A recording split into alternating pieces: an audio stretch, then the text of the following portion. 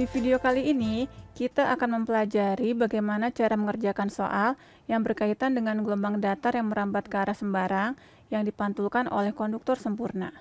Di sini, kita akan melihat tahapan-tahapan secara detail mengenai apa yang harus kita lakukan terlebih dahulu. Selamat menyaksikan. Kali ini kita akan mencoba menyelesaikan persoalan yang berkaitan dengan pantulan oleh konduktor sempurna untuk gelombang yang merambat ke arah sembarang. Misalkan ada contoh soal sebagai berikut. Tentukan besarnya medan listrik yang dipantulkan oleh konduktor sempurna yang terletak pada daerah X lebih besar daripada 0 jika diketahui gelombang datar merambat dari medium 4 epsilon 0, mu 0 dengan frekuensi 100 MHz. Di mana persamaan gelombang datang diketahui sebagai berikut. E yang datang sama dengan 7,83 AX ditambah 4,52 AY dikurangi 2,5 AZ dikalikan dengan E pangkat minus J 2V per 3 dalam kurung 0,5X dikurangi 0,866Y. Di sini saya tuliskan kembali persamaan gelombang datang sesuai dari soal. Jika kita lihat persamaan ini, maka langkah pertama yang harus kita lakukan adalah kita gambar gelombangnya dahulu. Tadi disebutkan di soal bahwa konduktor sempurna terletak pada daerah X lebih besar daripada 0. Sehingga kalau saya gambarkan ada dua buah sumbu, di mana sumbu yang pertama adalah sumbu X, maka sesuai dengan aturan yang ada dalam soal, maka konduktor sempurna terletak pada daerah X lebih besar daripada 0, sedangkan medium 1, yaitu medium dengan karakteristik 4 epsilon 0, mu 0 terletak untuk X kurang dari 0. Di sini yang harus kita cari adalah bagaimana dengan sumbu yang satunya lagi. Apakah ini adalah sumbu Y atau sumbu Z?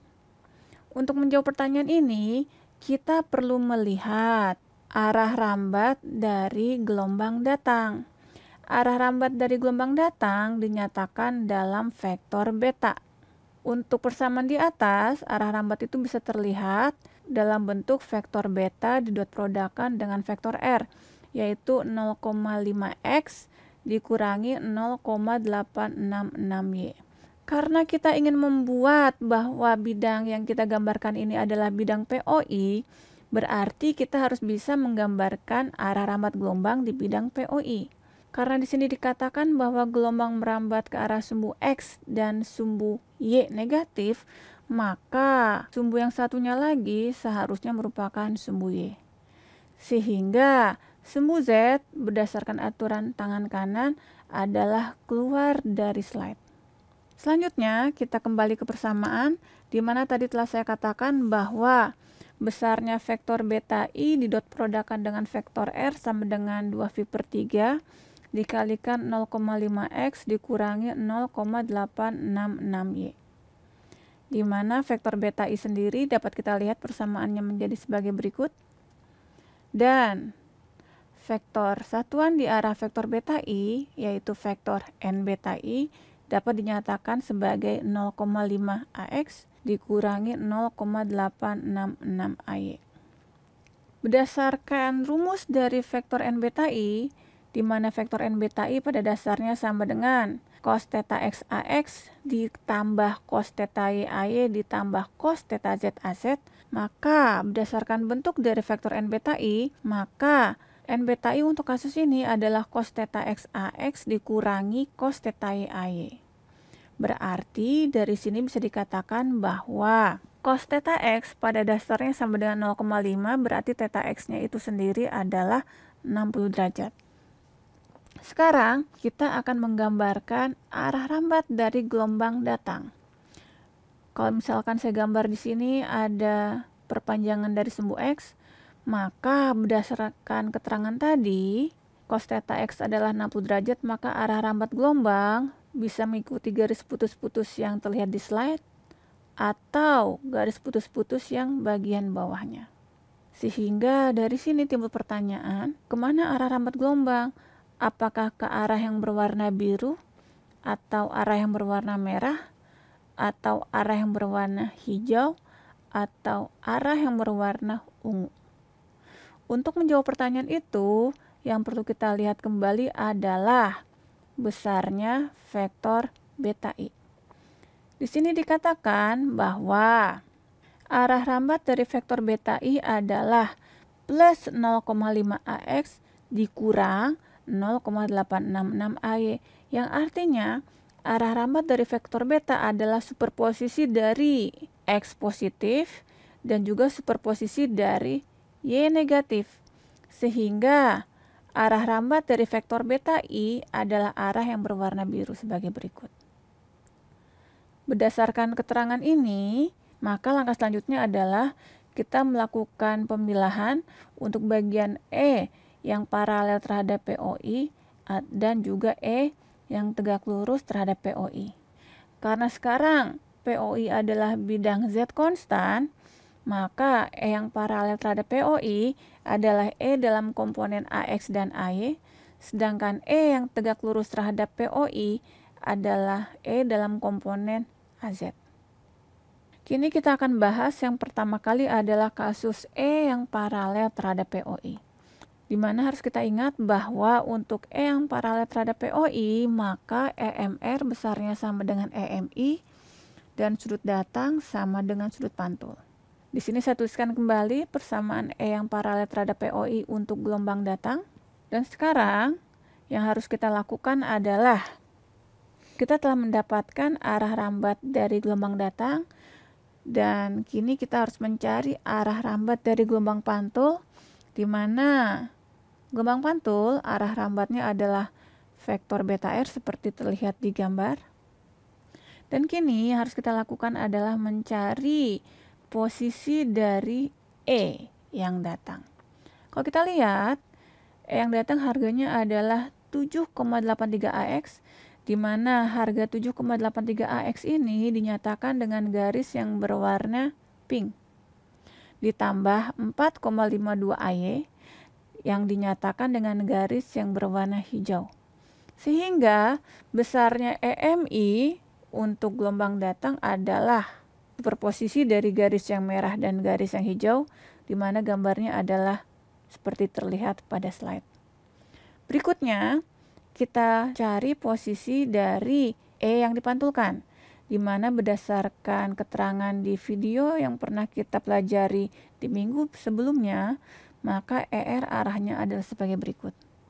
Di mana kalau kita lihat, berarti ER ini dapat diuraikan menjadi ER yang berwarna pink, yang besarnya adalah 7,83 AX, dan juga ER yang berwarna hijau, yang besarnya adalah minus 4,52 AY.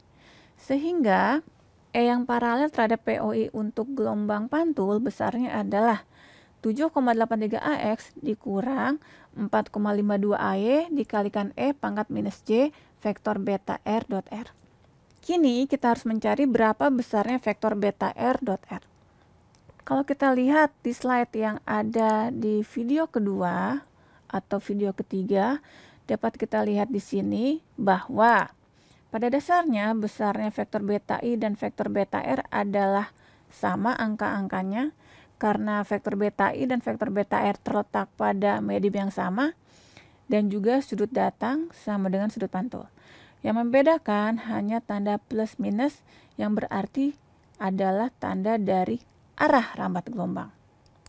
Kalau kita lihat di sini, arah dari vektor beta R merupakan superposisi dari sumbu X negatif dan juga sumbu Y negatif, sehingga vektor beta R dot R sama dengan 2V per 3 dikalikan dengan minus 0,5X, karena arah rambat vektor beta R adalah ke arah sumbu X negatif, dikurang 0,866Y, karena arah rambat vektor beta R juga merambat ke arah sumbu Y negatif.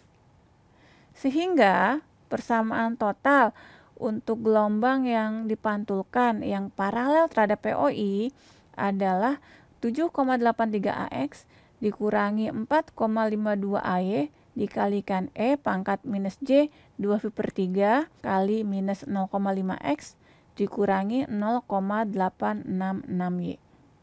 Selanjutnya, kita akan membahas kasus yang kedua, yaitu kasus E yang normal terhadap POI, di mana E yang normal terhadap POI memenuhi persyaratan bahwa EMI harus sama dengan minus EMR dan theta I sama dengan theta R.